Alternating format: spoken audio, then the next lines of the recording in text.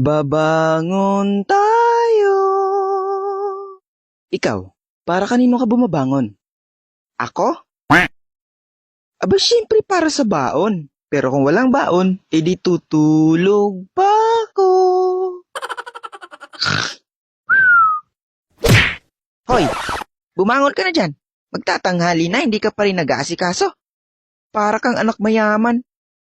Ma, may baon po ba ako ngayon? Meron. Magkano po? Aba, malaki anak. Talaga po? Oo. Mga piso. Nge. Baon Part 2.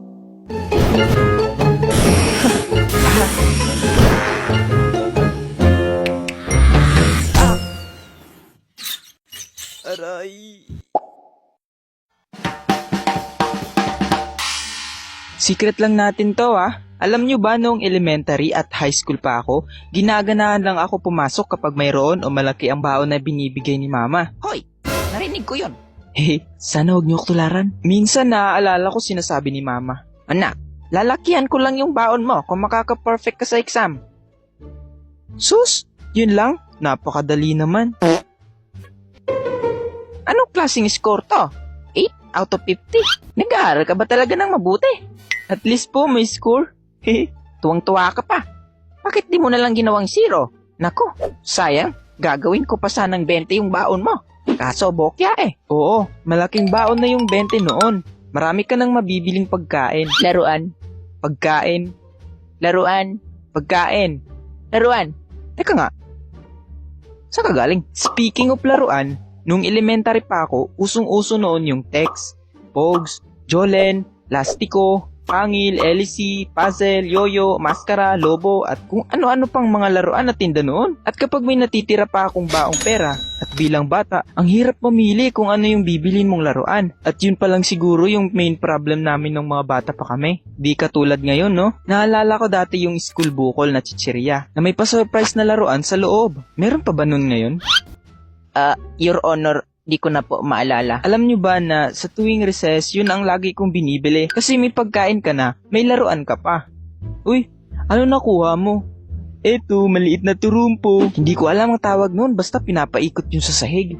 Ikaw ba? Anong laruang meron yan? Wala sad naman. Oo, minsan nai-scam rin ako noon. No big deal, pero yun ang pinakaunang scam na nangyari sa buhay ko.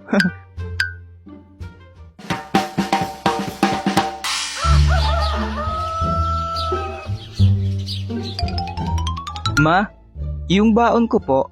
Naku, wala na akong pera anak. Ipinambayad ko na sa utang natin dun sa tindahan Sinisingil kasi ako nun kahapon pa. Ganun po ba? Sige po, alis na po ako. Tinatamad na ulit ako pumasok. Ano kaya gagawin ko ngayon? Aha!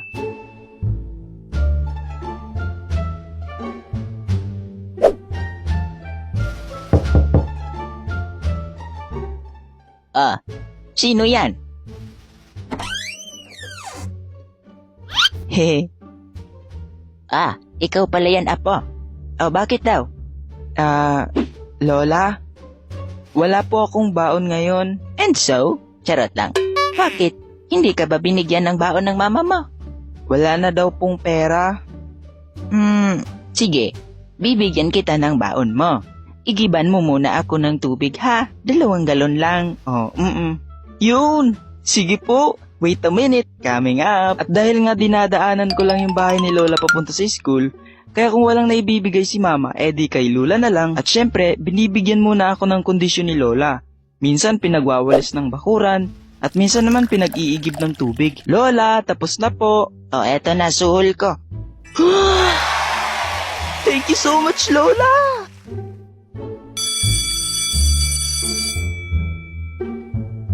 Pre, magkano baon mo? Eto 10 lang naman. Ay, wala yan sa baon ko. 15 baon ko ngayon. Panis pala kayong dalawa Bakit? Magkano ba sa'yo? 50 lang naman mga pre.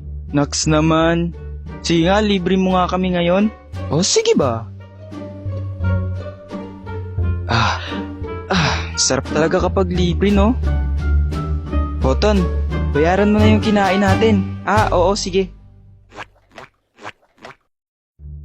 Tia, magkano po lahat? 3 palamig, 3 banana Q. Bali 35 lahat. Okay. Paktay. Naku, butas pala bulsa ko.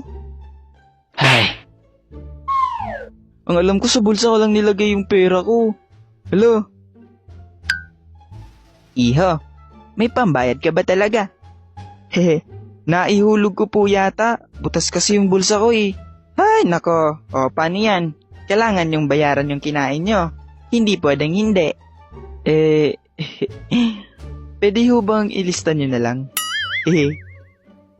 At nang pinagtapat ko na nga kay mama, Ano?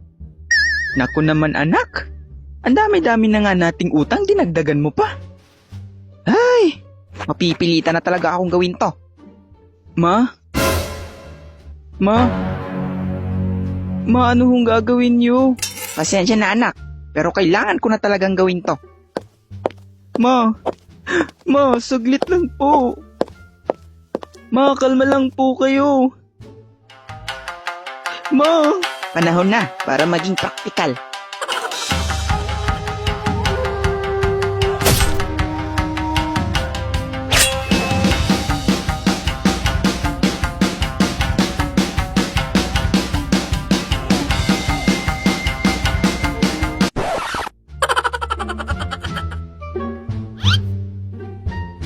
Magmula ngayon, nilagang saging na saba na ang ipapabaon ko sa'yo. Dahil kailangan na natin magtipid.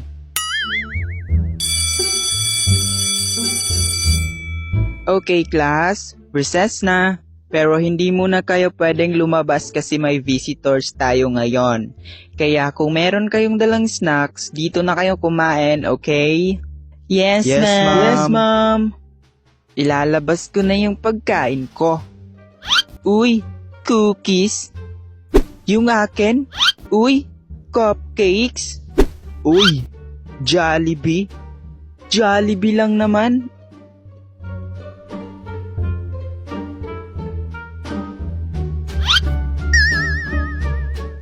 Uy, ano yang sayo ton? Nilagang saging? Uy, sarap niya na. Pwede pa hingi? Ako rin. Huy, ako rin. Sige. Walang problema. Kuha na kayo. Dati nahihiya talaga ako magbaon ng ganun. Kasi akala ko kukutsayin ako ng mga classmate ko. Pero sila pa yung natakam sa baon ko. Kayo ba? Pinagbaon na ba kayo ng nanay nyo ng ganito? Baka laging soft drinks tsaka junk foods lang kinakain nyo sa school Masama yun sa kalusugan. So paano mga lodi? Kita-kits na lang tayo sa next video. Bye-bye!